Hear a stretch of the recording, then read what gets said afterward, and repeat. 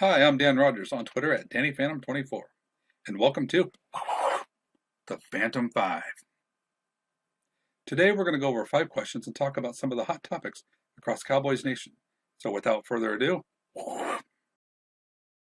question number 1. Would you take Kyle Pitts with pick number 10? You know, I think we need to be smart about this, and with great draft capital comes great responsibility. So let's just eliminate the suspense, and absolutely I would take Kyle Pitts with pick 10. I think it's kind of moot that we're even having this conversation because I don't think there's any way he makes it there. But should he make it to 10, absolutely I'm taking him. I hear a lot of different analogies and I try to come up with my own regarding Kyle Pitts. But I think the biggest one I've heard is, so you look at um, who would you not want the Giants to have, or the Eagles, or Washington? Um, and the answer to me is Pitts, and that's because you're scared of what he can do. So if you really feel that, then I think honestly it's trying to tell you that he's the player you would want. So without question, Kyle Pitts at 10. He won't be there, so I don't. It's not something I'm gonna lose sleep over. But if he's there, absolutely. Question number 2: who do you not want with pick 10? This isn't a popular opinion, but the player I do not want to see the Cowboys call pick 10 is cornerback J.C. Horn. Now, I think J.C. Horn's a great player. I think he's a very athletic player, and he's a very competitive player. But for pick 10, that's a little bit rich for me. I know the big knock on him is his grabbiness. He's a very physical player, and the thing about it is not only does he get called for penalties, but just the perception and the grabbiness that he has. I mean, that's going to be a big problem. I think that fundamentally he's not as sound as a player like Patrick Surtain, which I think that's obvious. Athletically, I think they're a lot more similar than a lot of people are willing to admit. Surtain's a pretty good athlete. Just for me, Horn at 10 is just too soon. I have no problem in a trade back situation. The Cowboys go later in the first, but no, not a pick 10. Question number 3: do you see the Cowboys making any trades, and if so, where and for whom? The Cowboys have 10 picks in this draft, and I think it would be irresponsible for them to use all 10 picks. I think they're going to make trades. What I would like to see happen is right now they're sitting with 4 picks in the top 100. I'd like to see that turn to 5. They can trade some of their 4th round picks, move up into the 3rd round. Some of the players that I would like in that situation, I'm a big fan of Aleem McNeil. The Cowboys need a young defensive tackle. I like McNeil. I think I could see him being a player. The Cowboys could say, well, we would have took him in the 2nd round, but we had another player that we liked a little bit better. And they may get to the point to where come 3rd round, they can use another one of those picks to move up and grab McNeil. Another player I like is Michigan linebacker Cameron McGrone. I think that would be a good player for the Cowboys to pick up in case things aren't working out with Van Jalen in 2021. And I also like Michigan's tackle Jalen Mayfield.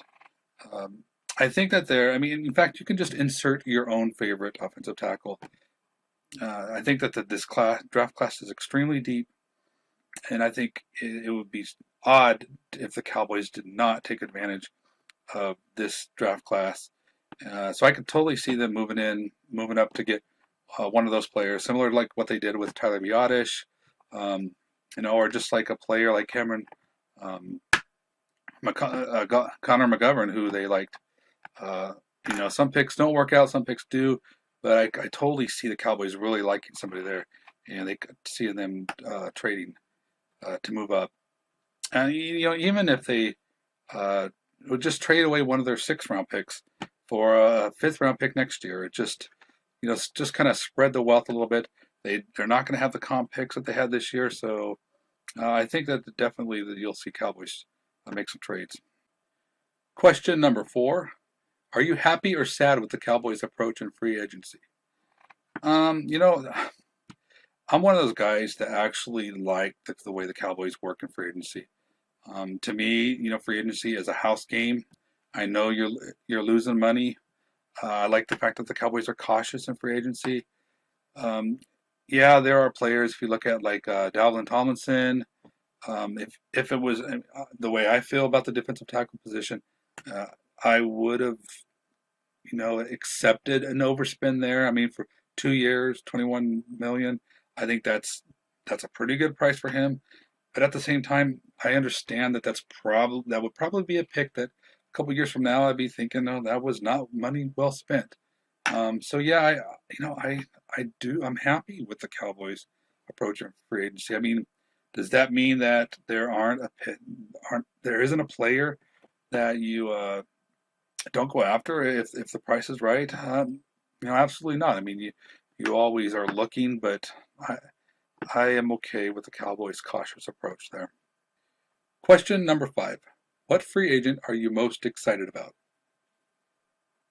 I like a lot of their signings.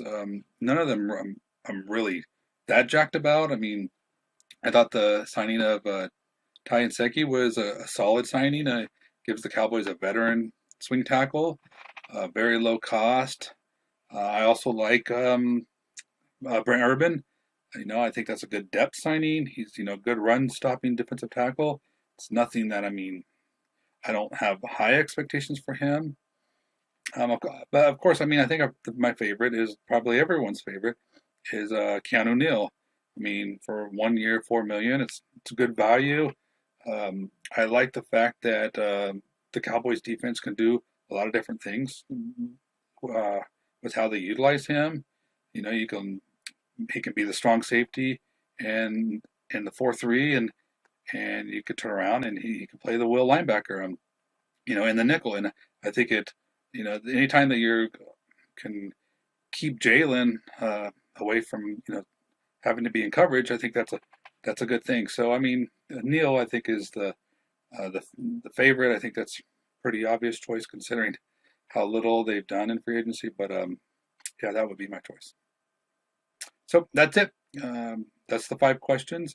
Thanks for hanging out with me. If there are any questions that you have or any topics that you'd like to talk about, just drop them in the comments, and maybe next time I'll make it on the next segment of the Phantom 5.